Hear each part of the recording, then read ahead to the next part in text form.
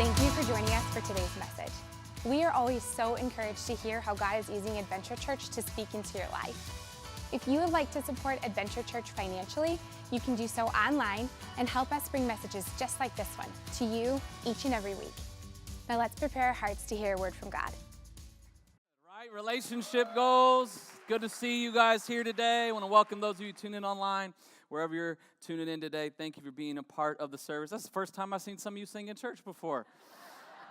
I don't know what it was about that one, but hey, don't stop believing, right? Hold on to that feeling. Today we're kicking off a brand new series, Relationship Goals, and we're going to be looking over the next few weeks what it really means to accomplish the goals hopefully we all have, that we all start out with when we enter into relationships, right? Because the kind of trending hashtag is when you see something that you want or that you want to have, right? You see it in someone else, you go, man, relationship goals. Like someday I hope to get there. And I kind of define this idea around the series as it's something that we see in someone else that says, I want that or I want to get there.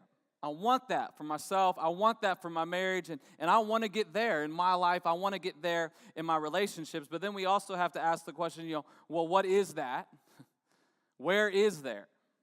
What is that they have that makes that thing work? How did they get there? How do we get that? How do we get there? And I think this series will be relevant no matter where you're at in your relationship journey, but just for the sake of myself, really. But how many of my singles do I have in the house that are just proud? Come on. You single, proud of it, right? Come on, raise your hand. Keep it up, keep it up, keep it up. Look around, everybody. Look around, everybody. We got chocolates for sale today. You can buy some of them, support the youth, and maybe get a date for Valentine's Day. Come on, right? But single is okay, right? There's a season in our lives where that's a great season. I was single until I was 27 years old in life and in ministry. It was a great season of life that I enjoyed. But right, when we're single, we have relationship goals. We see a couple and we go, I want that, or I want him. I like that in him. He's cute. He's strong. He's funny. He's godly. I want that. I want a girl like that. She's fine, right? She can cook. Come on, somebody. I'm just telling you. Let me give you a piece of advice for single. She can cook is way better in 10 to 12 years than she is fine. Let me just tell you that, all right? It's way better. And she's got her eyes, that smile, right? We see things and we go, I want that for myself.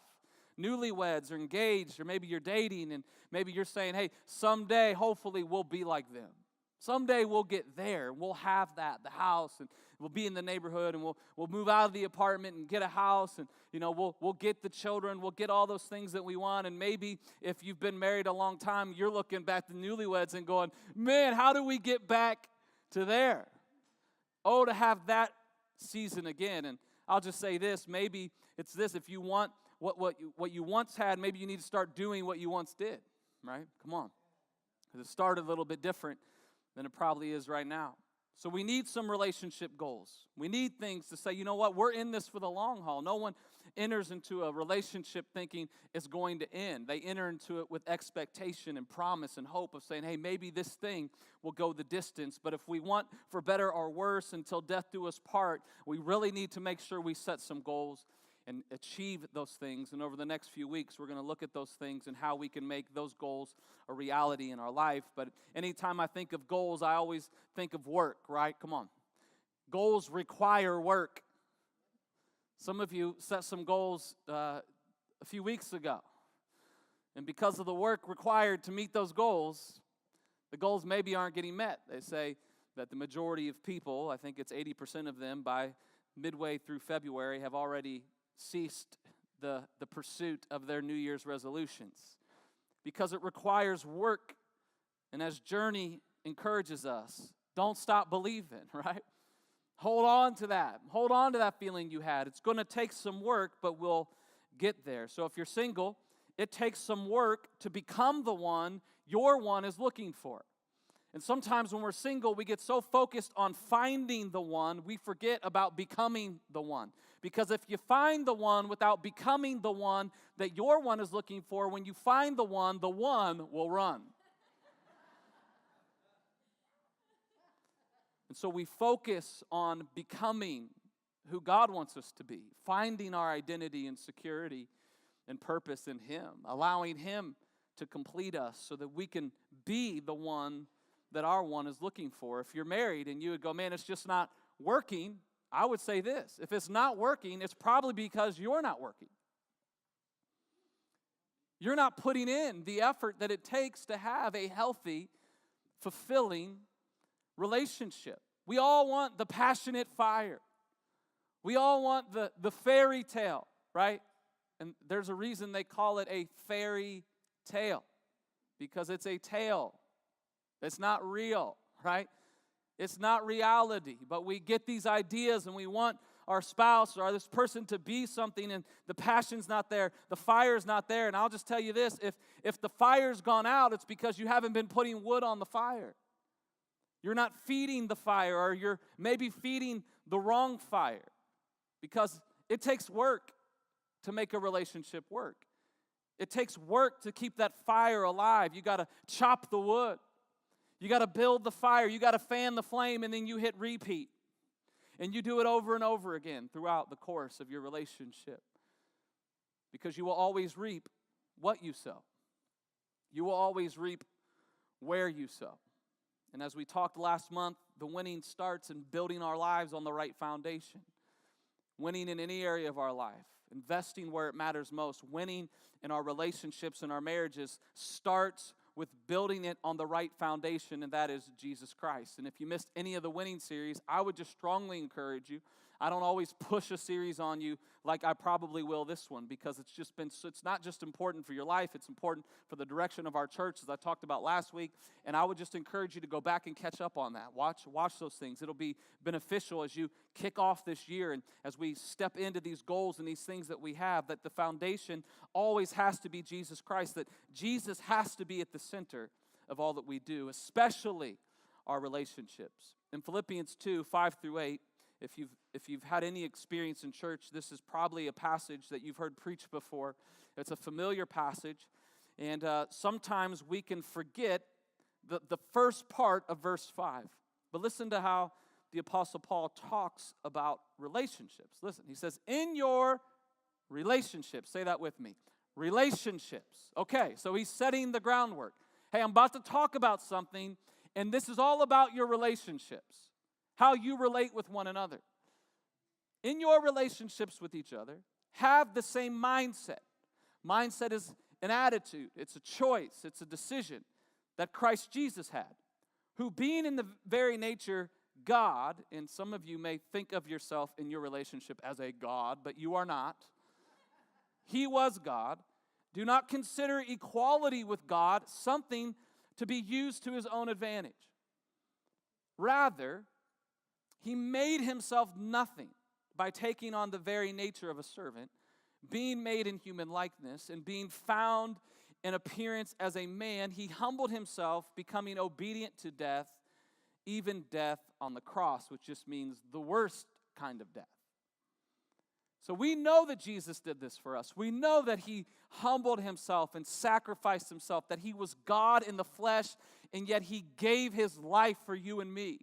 A debt that we could never repay, a gift that we could never deserve. That's what he did for us. And Paul says, in your relationships, and we would like to go, well, of course, he means like with the other people who need Jesus, like my coworker, or when I pass that guy who needs a few bucks, like, yeah, in my relationships like that, sure, I can love like that. I can be sacrificial. But he says, in your relationships, and that means your marriage. It means that we become sacrificial. And Paul defines love not as a feeling, but as a sacrifice. Love is about giving up your life. And so when you commit to a loving relationship, you are essentially, according to Scripture, saying, I give you my life. I'm going to put you above me. I am going to surrender my rights to you and put you first and serve you and humble myself, even when it's sacrificial. Because if you go into a relationship needy, right, and I see this happen all the time, And that's why I believe the divorce rate is so high, is because we enter into a relationship expecting that person to fulfill something in us that only God can fulfill.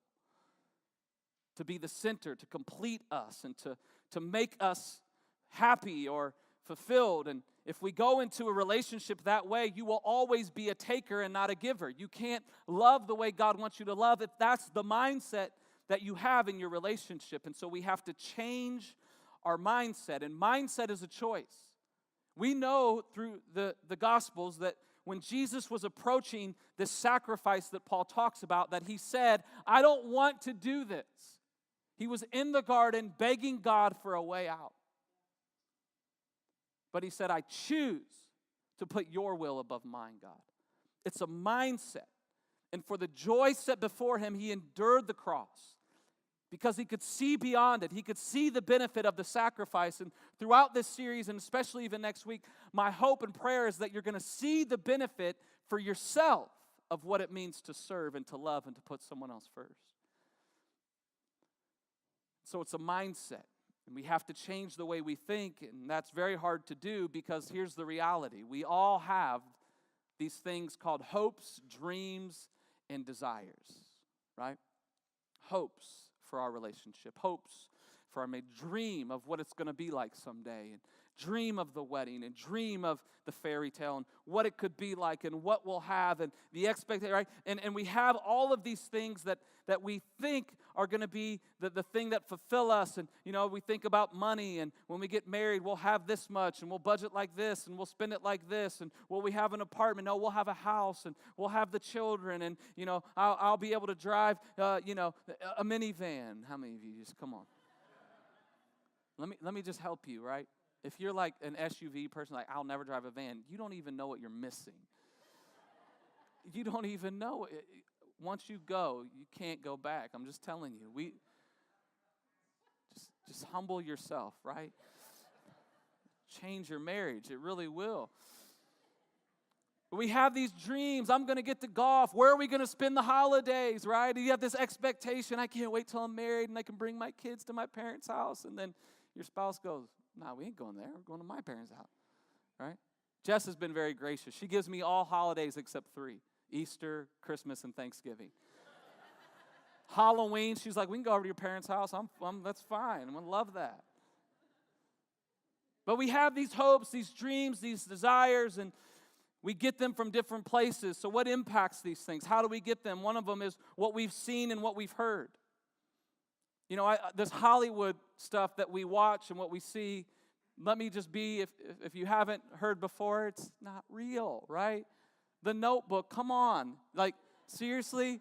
I'll be like, you better stay with that dude. I ain't taking you back. Are you serious?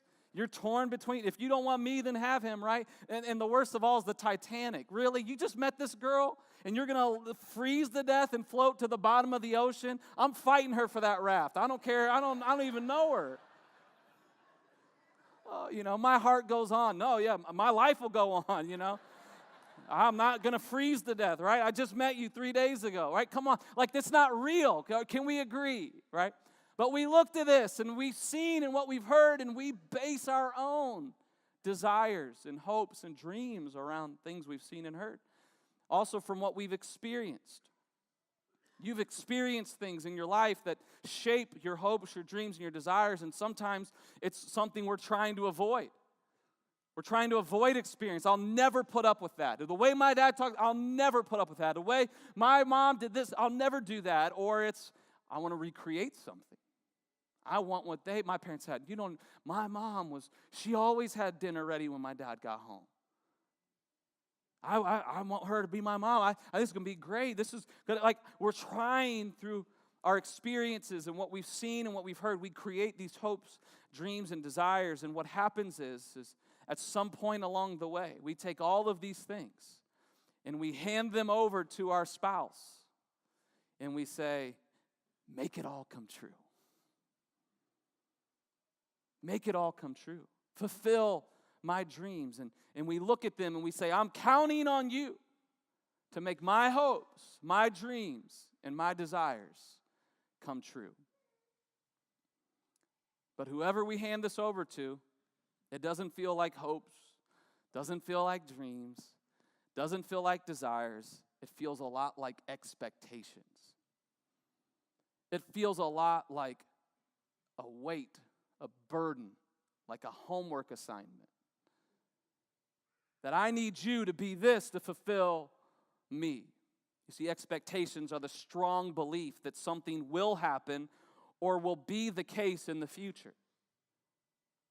And we attempt to recreate or avoid something from the past, and attempting to do that in our relationships transforms your hopes, your dreams, and your desires into expectations. Can I just be honest with you? Nobody likes expectations.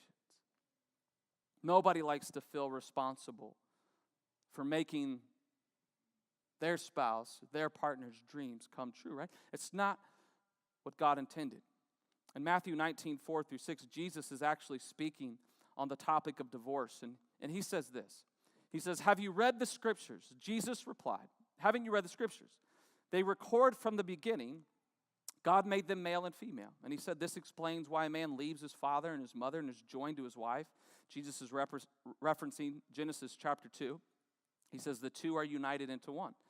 And since they no longer are two but one, let no one split apart what God has joined together." I use this pretty much in every wedding ceremony that I perform. And it's beautiful, isn't it? What God has joined together, let no one tear apart.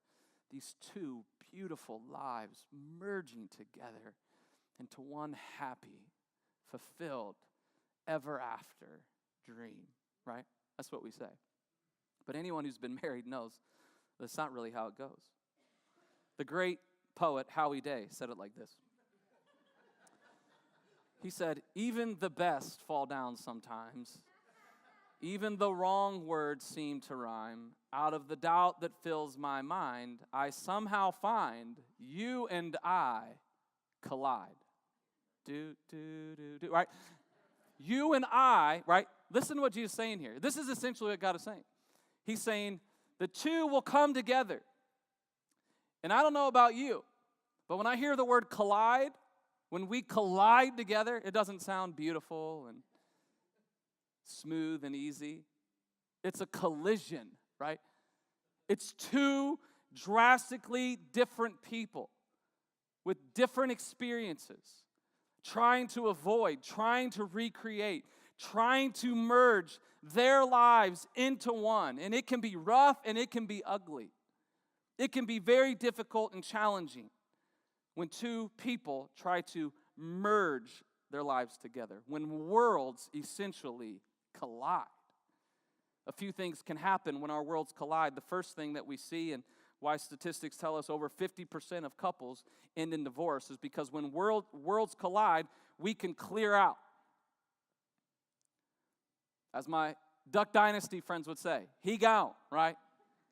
They gone. It's over, right? And that's what happens. We go in, our worlds collide, we have expectations, we have dreams, hopes, and desires, and they collide with someone else's, and we go, I didn't sign up for this. This isn't what I thought it was going to be. I can't live up to your expectations. You want me to be your dad? Are you serious? I can't be that. I can't fulfill what you want. I can't be who you want me to be. And what happens is we just leave. We go, this is too hard. And we take our hopes, our dreams, our desires, and essentially what we do is we go and hand them to someone else, and we go, you're going to be the one to make my hopes, dreams, and desires come true. They couldn't do it, but you'll be able to do it. Some of you, maybe you haven't physically left the relationship, but emotionally you withdrew a long time ago. You cleared out. I can't be it, I can't do it, so I'm out. The other thing that happens, we have conflict. We clear out. If we stay, we have conflict. We fight. We try to convince the other person that our expectations are legitimate, that they're founded on truth and that's factual, that you should be this, you should do this, and we argue and try to coerce and convince and manipulate our spouse to be who we want them to be. So there's conflict and there's tension, and we fight to be right, we fight to get our way, and as we know, that won't last for too long. We also can conform. We become someone that we're not to compensate for someone who won't accept us for who we really are. And that works for a little while, especially for the one who won, who you conformed for, because it keeps the peace. It even works for you because it keeps the peace. At least we're not fighting. I'll just do it. I'll just give in. I'll just submit. But when we do this, what happens is we lose respect for our partner, and really our partner loses respect for us. It's not what God wants. The last thing we can do, if we don't clear out and we don't have constant conflict and we don't conform, we eventually just compromise. And this isn't always a bad thing, but what happens is we just kind of figure it out. I'll do my part, you do your part. We're equals here. I get that. But you do your part, I'll do my part. And what happens is we start keeping score. Instead of a covenant relationship, it becomes contractual. You do for me, I do for you. But if you stop doing for me, I'm not going to do for you. If you don't do your part, I'm not going to do my part. You guys following me a little bit? Like we compromise. And so, hey, as long as you're keeping up your end of the deal, I'll keep up my end of the deal.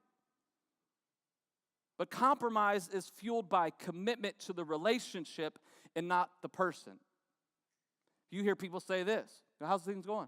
I'm committed to my marriage. I'm committed to the relationship. God wants you to get to a place where you're not just committed to a contract, you're committed to the person. I'm committed to them. And when you have that mindset shift, it changes the way you approach your marriage. It changes the way you approach the relationship. Because compromise will work, but can we just be honest? It's not that much fun. And it's not very fulfilling. And I believe God has more for you. You see, expectations can often create this debt-debtor relationship. It's kind of essentially what compromise is.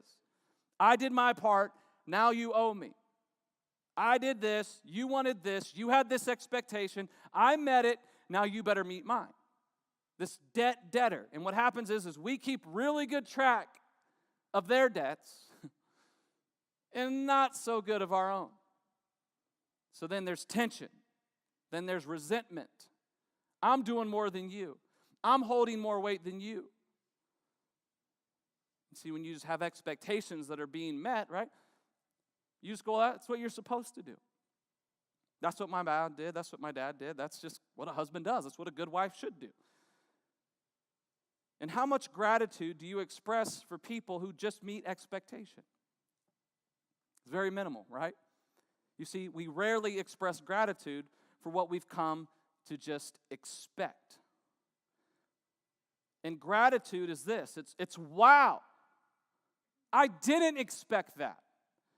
I didn't expect you to do that. I'm so grateful for you doing that for me. And what that does is it fuels healthy relationships. Gratitude is what fuels healthy relationships. And you go, well, it is my expectation. Like, think of this, like, I know I use this because it's important to me, but I expect my wife to have dinner ready as soon as I walk in the door every night, right? Which is an unrealistic expectation, and I don't place it on my wife for the sake of example here, right? So when she does that, I just go, I walk in, I go, oh, good. Did what I thought you'd do. You're a good wife, right? So even though I change my mindset, it's a choice. Remember, mindset, it's a choice. I come in, I go, whoo, girl, what is that? That smells good. Babe, thank you. You've been slaving thank you for making this. I did not expect this. Thank you, babe. Thank you so much, right? It changes, right? Guess what? If I approach it like that, tomorrow dinner's going to be even a little bit better, isn't it, right? Not that we do it for that, but we go, wow, thank you, right?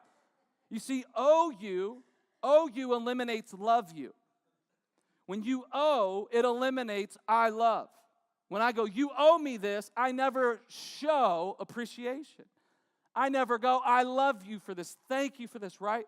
And so owe you eliminates love you. Expectations removes the opportunity for love to even be recognized or appreciated because you're just meeting the mark. And God has way more for you than that. The band's coming, and I'm going to close out. And I know I'm kind of just laying the groundwork here for weeks ahead. I'm going to leave you hanging on some stuff today because I know there's the reality of, well, I still have my hopes, and I still have my dream and my desires. Like, what am I supposed to do with those things? How am I just supposed to keep all of this to myself? And I would say, no, not in a healthy relationship. There's going to be communication. There's going to be talks around what you expect and what you're hopeful for. But the best way to keep your hopes and those dreams and all those desires from becoming expectations. And remember, expectations are a responsibility. It's a burden. I'm expecting you to make all of this come true. Doesn't feel good in a relationship. And so to keep what you want and what your hopes are and what your dreams are from becoming that in your relationship, healthy couples that we look to and go, goals, relationship goals, I want to be that, I want to get there, they all answer this question the same way. What do you owe me? Nothing. You don't owe me anything. I'm changing my mindset from you owe me to now I owe you. No, I owe you. I owe you. In your relationships with one another, have the same mindset. Choose to think about it differently that Christ had for you. And you're going, well, Kyle, you don't even know what's happened. They don't deserve it. The debts are stacked high. They've done this, they've done that. How high were your debts when Jesus forgave you? Mine, countless. In your relationships, be like Jesus. So even though you were a sinner, you deserved nothing from him. He gave everything to you, expecting nothing in return. And this mindset shift when it comes to our relationship is I owe you everything and I expect nothing in return will change the dynamics of your relationships forever. And next week I'm going to talk about this idea of mutual submission. Because it takes two. But I'm telling you this, even if they don't right now, you still have to. Because that's what Jesus did for you. And if you want it to change, if you want it to be different, it starts with you, not them. And I know what you're thinking, like, come on, preacher. That's not realistic. Nobody can do that. No one can do that. And I would say this, you're right. In the natural, in the flesh, you can't do it. But Jesus said, what's impossible with man is possible with God. It is possible. When your relationship, when your life, when you go winning for me isn't winning for my life, winning for my family, winning for my relationship is saying my life is built upon the foundation that Jesus has laid. He is at the center of all that I do. And because Christ was willing to come and die for me, because he was willing to take on my sin, to offer me grace, to offer me mercy, to serve me as a servant, man, I'll do it for them too.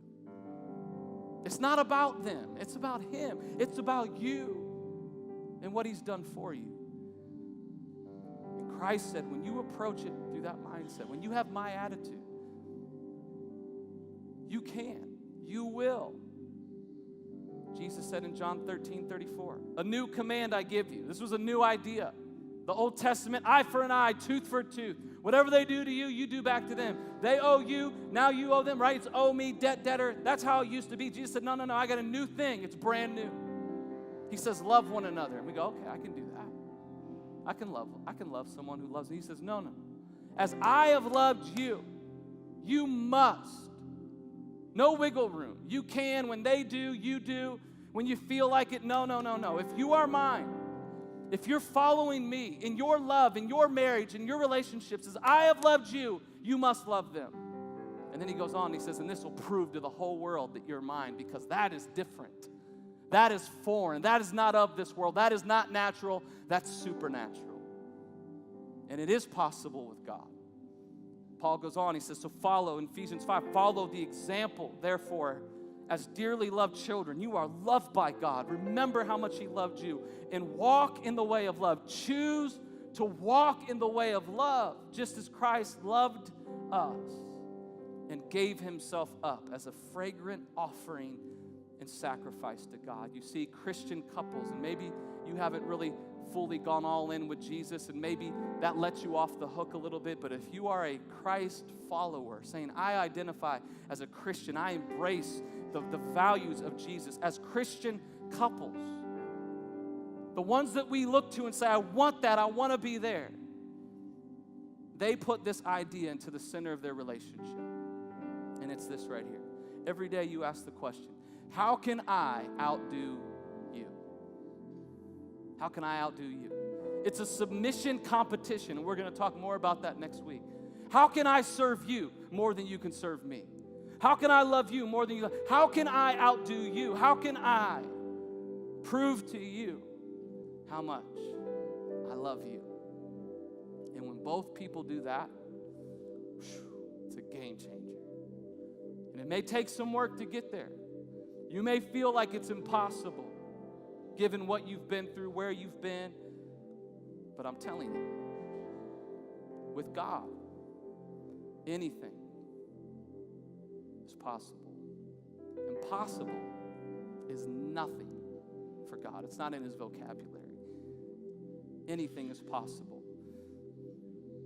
Ezekiel 36, 26 through 37, or 26 through 27. I wanted to close with this today because I know some of you, I know you've been through difficulties. You got a lot of walls built, scars, and things that have happened, and there's just difficulty and challenges when it comes to trust and love and all these things. But listen to what the prophet Ezekiel said, and this was God speaking through him, and he told those people who were away from him, he said, and I will give you a new heart.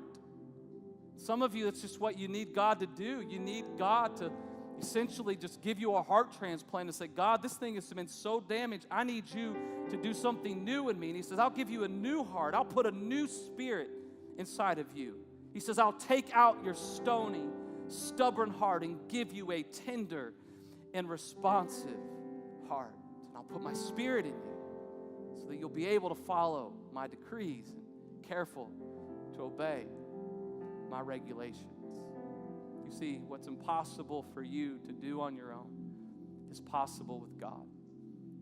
And you get this idea of almost like a surgeon saying, I'll do something new. I'll do the work. I'll transplant something new into you. And in any time you have surgery, right, you always sign that letter of consent saying, I give you permission to do what you need to do, to save my life, to bring the healing that I need. And this whole series, it starts right here. It's not about them. It's about you. It's not about what your spouse is doing or not doing at this point. God is saying it starts right here. You and me, your heart. Because if I can do the work in your heart, if I can do what I need to do in you, all that other stuff, man, I'll handle that too. But let's start with you. He says, I can take out that stony, that stubborn, that hurt, the scars, everything, the debts that you've stacked up, and he can go, let me do my thing. And it may not happen overnight, but if you allow the surgeon to do what he needs to do, I believe you can have the heart that you need to have so that you can have the relationships you want to have so that you can get there. You can have that. We got to quit pointing the finger anywhere else this morning. We got to point it right here. Say, God, what do you need to do